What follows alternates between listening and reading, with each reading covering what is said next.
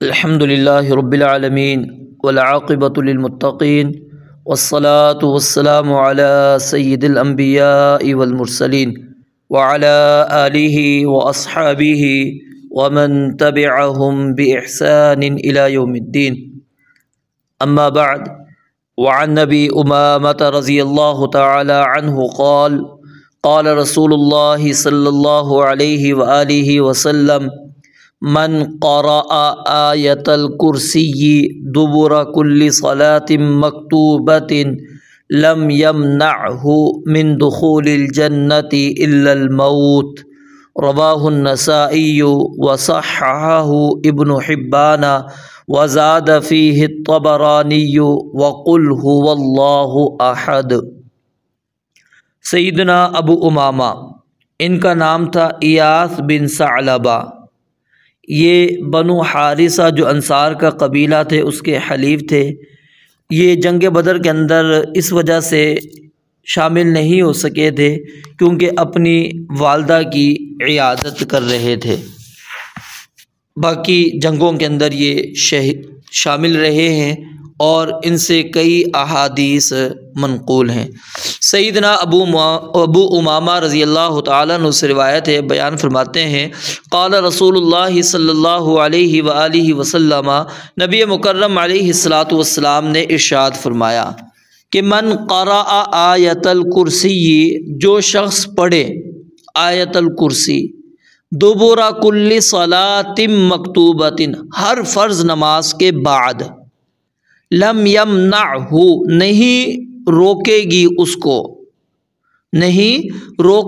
اس کو من دخول الجنت، جنت میں داخلے سے، الا الموت، سوائے موت کے، یعنی موت ہی رکاوٹ ہے، موت کے علاوہ کوئی رکاوٹ نہیں۔ جیسے ہی بندہ فوت ہوگا وہ بندہ جنت کے اندر چلا جائے گا۔ رواہ النسائی، اس حدیث کو امام نسائی رحمۃ اللہ علیہ نے روایت کیا ہے، وصححہ ابن حبان، اور اس حدیث کو امام ابن حبان رحمۃ اللہ علیہ نے صحیح قرار دیا ہے۔ وزاد فیہ الطبرانی، اور اس میں امام طبرانی رحمۃ اللہ علیہ نے یہ بھی اضافہ نقل کیا ہے، قل هو اللہ احد، کہ یہ بھی جو بندہ پڑھے گا اور اس کو بھی صرف موت کے سوا کوئی اور چیز رکاوٹ نہیں بنے گی۔ لیکن یہ آخری جو الفاظ ہیں اس کے متعلق امام البانی رحمۃ اللہ علیہ بیان فرماتے ہیں یہ درست نہیں ہے۔ آیت الکرسی کی فضیلت بہرحال موجود ہے اور سورہ اخلاص کی ویسے فضیلتیں موجود ہے۔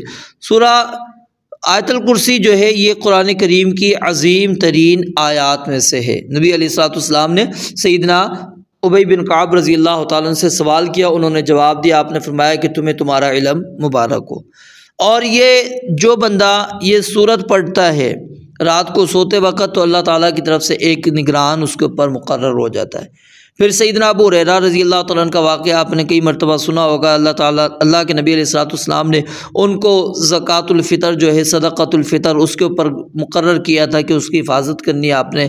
تو شیطان انسانی شکل کے اندر آتا رہا 3 دن تک، تو تیسرے دن شیطان جو ہے جب گیا تو اس نے کہا کہ مجھے چھوڑ دو، میں تمہیں ایک ایسی چیز سکھا کے جاتا ہوں جو تمہیں فائدہ دے گی اور تمہارے قریب کوئی شیطان نہیں آئے گا، اور آیت الکرسی سکھا کے چلا گیا۔ تو بہرحال یہ ایک لمبی روایت ہے، تو اس کے اندر نبی علیہ الصلوۃ والسلام نے سیدنا ابو ہریرہ کو کہا کہ ہاں اس نے جو کہا ہے وہ سچ ہے لیکن وہ جھوٹا انسان ہے، خود کیا ہے جھوٹا ہے لیکن بات وہ سچی کر کے چلا گیا۔ تو آیت الکرسی قرآن کریم کی عظیم ترین آیت، اس کے بے شمار فضائل احادیث مبارکہ کے اندر موجود ہے، اور اس کے اوپر اگر آپ تفصیل کے ساتھ پڑھنا چاہتے ہیں تو علماء نے اس کے اوپر باقاعدہ کتابیں بھی لکھی ہیں۔ ویسے تو آپ تفاسیر کے اندر چلے جائیں، تفاسیر کے اندر آپ اس کے اندر اس کا مطالعہ کریں، بڑی تفصیل کے ساتھ علماء نے اس پر بحث کی ہے، کیونکہ یہ آیت الکرسی اس کے اندر اللہ تعالیٰ نے ایک دعویٰ کیا لا الہ الا ہو، کہ اللہ کے سوا کوئی معبود نہیں۔ پھر اس کے اوپر اللہ تعالیٰ نے دلیلیں پیش کی کہ اللہ کے سوا کوئی اور معبود کیوں نہیں ہے، وجہ کیا ہے۔ تو یہ ایک لمبی بحث ہو جائے گی، تو آپ ان کتب کا مطالعہ کر لیں، خصوصاً ڈاکٹر فضل الہی حفظہ اللہ جو ہیں ان کی کتاب ہے اس کا مطالعہ کر لیں، پھر اسی طرح جلال الدین قاسمی ہیں ان کی کتاب کا مطالعہ کر لیں، یہ اردو زبان کے اندر موجود ہے۔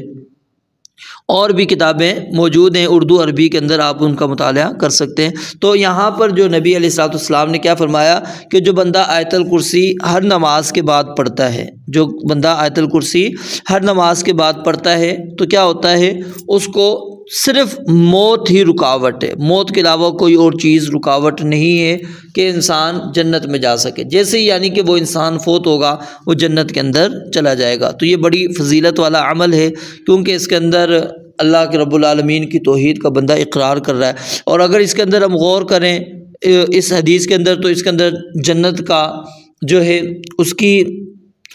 اس کا اس بات ہوتا ہے کہ جنت موجود ہے اور اللہ تعالیٰ کی مخلوق ہے۔ اسی طرح موت، اس کا اس بات یہاں پر اس حدیث مبارکہ کے اندر ہوتا ہے۔ تو ہمیں فرض نماز کے بعد یہ آیت الکرسی پڑھنی چاہیے، اور نبی علیہ الصلوۃ والسلام نے اس کی بڑی فضیلت بیان فرمائی ہے۔ سورہ اخلاص کی ویسے فضیلت موجود ہے، اور یہ سورہ اخلاص جو ہے اذکار کے یعنی کہ جو ہم نماز کے بعد کے اذکار کرتے ہیں اس کے اندر بھی موجود ہے۔ رب العالمین سے دعا ہے اللہ تعالیٰ سمجھنے عمل کرنے کی توفیق عطا فرمائے۔ وآخر دعوانا الحمد للہ رب العالمین۔